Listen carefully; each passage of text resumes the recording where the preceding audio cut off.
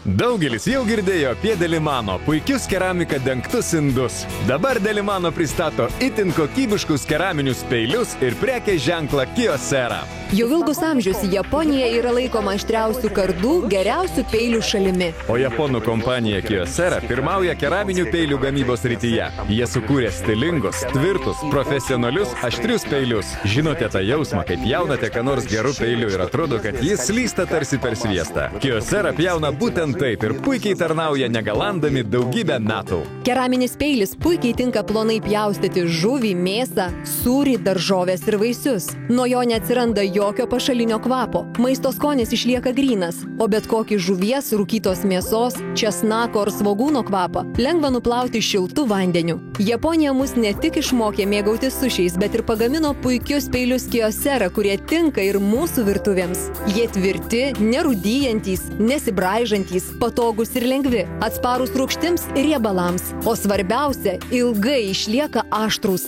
Paskubėkite ir užsisakykite šiandien. Tai 7,5 cm ilgio, 11 cm ilgio, taip pat 14 ir 16 cm ilgio peiliai. Aukšta kokybė už priimtiną kainą, vos nuo 89,90.